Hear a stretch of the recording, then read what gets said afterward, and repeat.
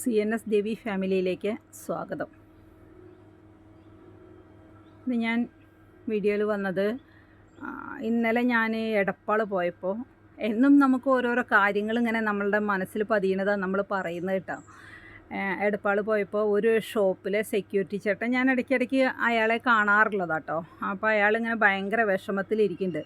അപ്പോൾ ഞാൻ ആ ചേട്ടനോട് ചോദിച്ചു, ചേട്ടാ എന്താണെന്നിങ്ങനെ ഒരു മൂഡ് ഓഫായിട്ട് ഇരിക്കുന്നത്, എന്ത് പറ്റി ചോദിച്ചു. അപ്പോൾ ആ ചേട്ടനോട് പറഞ്ഞു, എന്താ കുട്ടിയെ ഓരോന്നിങ്ങനെ ആലോചിച്ചിരിക്കുക തന്നെ, എന്താ ഇപ്പോൾ ആലോചിക്കാനില്ലാത്തത് എന്ന് പറഞ്ഞു. ഞാൻ മൂപ്പരോട് പറഞ്ഞു, ഒന്നും ആലോചിക്കേണ്ട ചേട്ടാ, ആലോചിച്ചാൽ നമുക്കൊരു എത്തും പിടുത്തം ഉണ്ടാവില്ല. ആലോചിക്കാനാണെങ്കിൽ എല്ലാവർക്കും ഇഷ്ടം പോലെ ഉണ്ട്, കഴിയുന്നതും അധികമൊന്നും ആലോചിക്കാണ്ട് വരുന്നിടത്ത് വെച്ച് കാണാമെന്ന് വിചാരിച്ച് പോവാന്ന് പറഞ്ഞു. അപ്പോൾ ആ ചേട്ടൻ പറഞ്ഞു, അങ്ങനെ ചിന്തിക്കാൻ പറ്റണില്ല, അതുകൊണ്ടല്ലേ കഷ്ടം എന്ന് പറഞ്ഞു. ഞാൻ എന്താ കാര്യം ചോദിച്ചു. അപ്പോൾ എന്താണെന്ന് വെച്ചാൽ 2 പെൺകുട്ടികളും ഒരു മോനുമാണ് അയാൾക്ക്.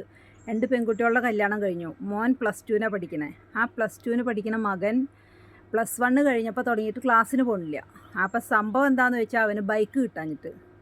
ഇയാളെ കൊണ്ട് അത്ര വിലയുള്ള ബൈക്കൊന്നും മേടിച്ചു കൊടുക്കാൻ പറ്റില്ല. ബൈക്ക് കിട്ടാത്ത കാരണമാണ് അവൻ ക്ലാസ്സിന് പോകാത്തതെന്ന്. തീരെ ക്ലാസ്സിന് പോയിട്ടില്ല എന്ന്. +2 ആയതിന് ശേഷം ക്ലാസ്സിനേ പോയിട്ടില്ല എന്ന്. വണ്ടി എന്ന് മേടിച്ചു തരണോ അന്ന് ക്ലാസ്സിന് പോകുള്ളൂ എന്ന്.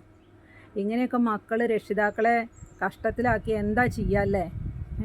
അപ്പോൾ ഞാൻ പറഞ്ഞു, ചേട്ടാ അങ്ങനെ അവന് അവൻ്റെ വാശിക്ക് ബൈക്ക് മേടിച്ചു കൊടുക്കേണ്ട കാര്യമില്ല. അതുകൊണ്ട് വല്ലതൊക്കെ സംഭവിച്ചു പോയാൽ പിന്നെ പറഞ്ഞിട്ട് കാര്യമില്ലല്ലോ. അത്ര അവന് വലിയ ഇതാണ് വെച്ചാൽ നിങ്ങളെ കൊണ്ട് പറ്റില്ലെങ്കിൽ അവൻ പണിയെടുത്തിട്ട് മേടിക്കട്ടെ. അവനോട് പണിക്ക് പൊക്കോളാൻ പറയുക. പഠിക്കാൻ എന്തായാലും അവന് താല്പര്യമില്ല. അപ്പോൾ പണിക്ക് പോയിട്ട് മേടിക്കാൻ പറയുക. അല്ലെങ്കിൽ വല്ല കൗൺസിലിങ്ങിന് എന്തെങ്കിലുമൊക്കെ കൊണ്ടുപോയാക്കാൻ പറഞ്ഞു ഞാൻ.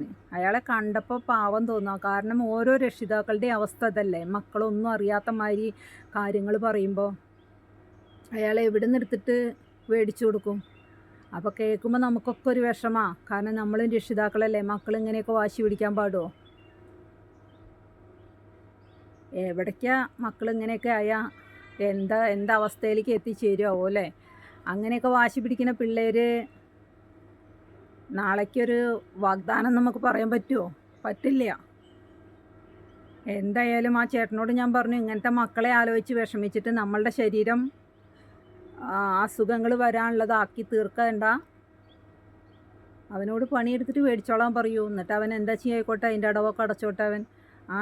ആ കുട്ടിയെ ഞാൻ എങ്ങനെയാണത് മേടിച്ചു കൊടുക്കുക അല്ലാതെ കണ്ടേ? ഞാൻ പറഞ്ഞു, ഞാൻ മേടിച്ചു കൊടുക്കില്ല എന്ന് ഞാൻ പറഞ്ഞു എന്ന് പറഞ്ഞു. അങ്ങനെ ഓരോരുത്തർക്കും ഓരോരോ സംഭവങ്ങൾ, ദിവസം നമുക്ക് ഓരോന്ന് മനസ്സിനെ വിഷമിപ്പിക്കുന്ന ഓരോരോ കാര്യങ്ങൾ ഇങ്ങനെ നമ്മളുടെ മുമ്പിൽ കാണും അല്ലേ? ഓക്കെ.